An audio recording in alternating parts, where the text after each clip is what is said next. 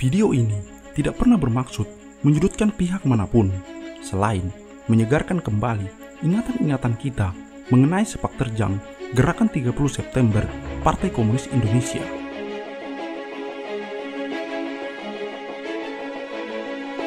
Sebagaimana pesan Bapak bangsa kita, jangan pernah lupakan sejarah. Dalam buku yang berjudul Bahaya Komunisme 400 halaman karangan Profesor Dr. Zainal Abidin Ahmad dan Baharudin Lopa di halaman 21 alinea keempat dikatakan, kegagalan pemberontakan PKI tahun 48 merupakan warming up, pemanasan. Kegagalan PKI tahun 1965 merupakan general repetisi dan kita akan melangsungkan pemberontakan yang ketiga. Jadi yang memberontak itu adalah PKI dan mereka sudah berjanji memberontak yang ketiga. Kita akan melawannya dengan ruhul jihad, membela agama, membela negara sampai tetes darah kita yang penghabisan. Takbir! Kita tidak akan biarkan mereka yang jahat seolah-olah mereka berbuat baik, dan apabila para penjahat berkuasa maka orang baik akan diperlakukan sebagaimana penjahat. Gelombang jihad harus digelorakan, ilmu dan amanul jihad harus digelorakan karena kita punya dasar konstitusi yang mendukung kita. Siap berjihad bela negara, bela Pancasila, bela Islam, tumpas PKI, ganyang PKI, takbir! Pertanyaannya, kalau mekanisme format Tibet diberlakukan, aku tidak tahu siapa yang akan melawan mereka. Ketika pasukan-pasukan merah yang sudah mulai berdatangan sejak tahun 2011 sampai hari ini, jangan terulang kembali seperti seorang pemberitahu ada maling mencuri motor, bukan sang pencuri yang ditangkap oleh petugas, tetapi si pemberitahu adanya maling yang justru ditangkap. Semoga malingnya segera ditangkap.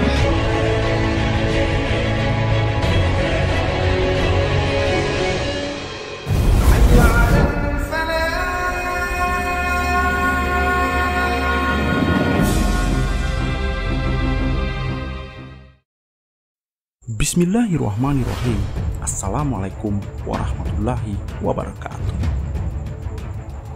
Peristiwa Gerakan 30 September Partai Komunis Indonesia atau G30S-PKI tak pernah lepas dari peran sang Ketua Umum Partai Komunis Indonesia atau PKI, Dipa Nusantara Aidit, atau yang lebih akrab disebut DNAID. Sosoknya menjadi tokoh utama dalam kegiatan-kegiatan PKI. Bahkan di bawah kepemimpinannya, PKI menjadi salah satu partai terbesar di Indonesia. Kematian DNAID pun sampai sekarang masih menjadi kontroversi, dan di mana jenazahnya pun tidak diketahui. Asal muasal adanya PKI di tanah air berasal dari seorang sosialis asal Belanda, Henk Snevely.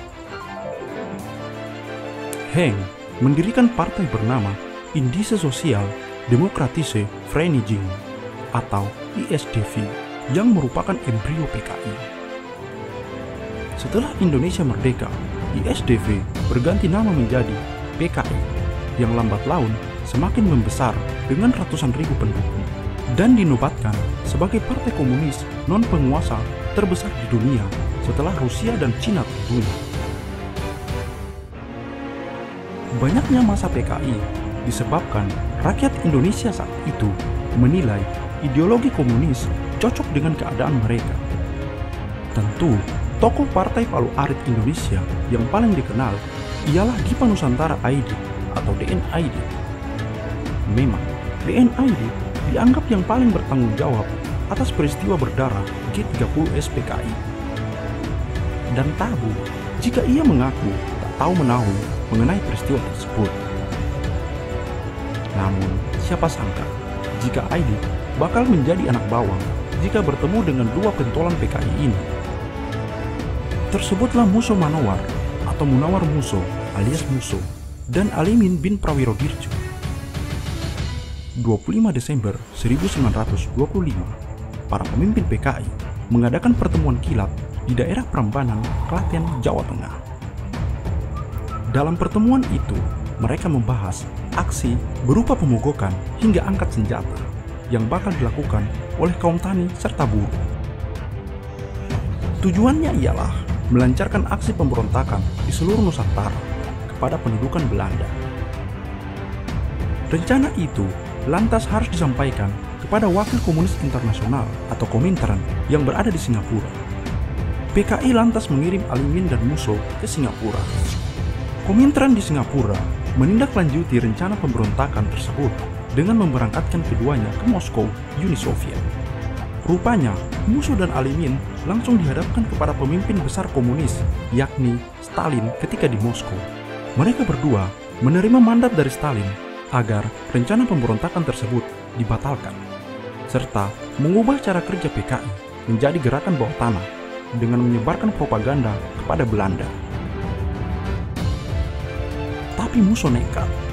Sekembalinya ke tanah air, ia melancarkan pemberontakan kepada Belanda di Batavia dan Sumatera Barat. Karena persiapan yang kurang matang, pemberontakan tersebut langsung ditumpas dan Belanda melarang adanya PKI lagi di Nusantara. Musso dan Alimin ditangkap Belanda dan dipenjara. Setelah keluar dari penjara, Musso pergi ke Moskow tahun 1935. Walaupun sempat kembali ke tanah air, tapi diusir dan balik lagi ke Uni Soviet tahun 1936. Hingga tanggal 11 Agustus 1948, Musso kembali ke Indonesia lewat Yogyakarta. Bebal memang, Musso kembali ke tanah air untuk melakukan pemberontakan lagi dengan para militan PKI di Madiun pada 18 September 1948. Sontak saja, aksinya yang menginginkan terbentuknya Republik Soviet Indonesia dari pemberontakan PKI Madiun langsung mendapat respon keras dari militer. Divisi Siliwangi TNI tanpa menunggu waktu lama segera memberangus pemberontakan tersebut. Nasib Musso pun tak jauh-jauh dari apes setelah pemberontakan keduanya gagal. Ia dikepung oleh satu peleton tentara Siliwangi di Pacitan hingga ajal menjemputnya setelah dihadiahi timah panas oleh TNI. Saat Musso bersembunyi di kamar mandi pemandian umum, usai tewas ditembak, mayat Musso dibawa ke RS Ponorogo untuk diawetkan hingga akhirnya dibakar secara diam-diam. Begitulah akhir hidup mereka para gembong PKI. Sekali lagi, jangan pernah lupakan sejarah. Ingatlah bagaimana sepak terjang Partai Komunis ini ketika mereka masih ada dan berdiri. Seperti kata Ustadz Alfian Tanjung, di Cina, komunis baru bisa berkuasa setelah 3 kali memberontak. Maka, kita perlu untuk selalu waspada. Kita tidak pernah berharap PKI ini bangkit kembali. Namun, tentu saja harus diiringi dengan kewaspadaan agar bisa siap siaga kapan saja. Mungkin akan ada bahasa bahwa PKI itu sudah mati. PKI tak mungkin bangkit lagi. Kurang kerjaan, teriak-teriak PKI. Mereka ini siapa? Buta sejarahkah? Apatiskah? Atau mereka ini memang kaum dunguis oportunis? Atau jangan-jangan, sudahlah. Semoga Allah menjaga para ulama dan umat Islam. Wallahu a'lam bishawab. Saya Khalid Al-Walid. Wassalamualaikum warahmatullahi wabarakatuh.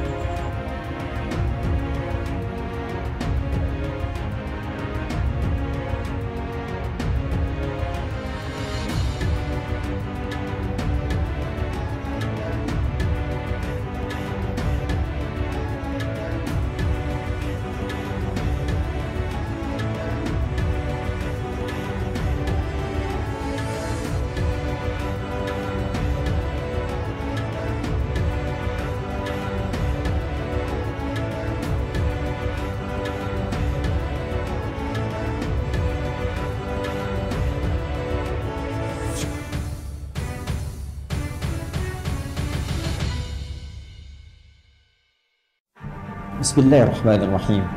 Assalamualaikum warahmatullahi wabarakatuh. Kalau tidak Allah beri taufik, kita tidak akan pernah dapat mengerti dan tidak akan pernah bisa memilih. Para pembenci-pembenci dan musuh Islam semua akan dikumpulkan oleh Allah Subhanahu wa taala pada Malik Yaumiddin. Takbir. Mengapa tidak bapaknya yang dipancung? Mengapa bukan ibunya yang dipancung? Mengapa anaknya? Takbir. Takbir. Ahadun ahad la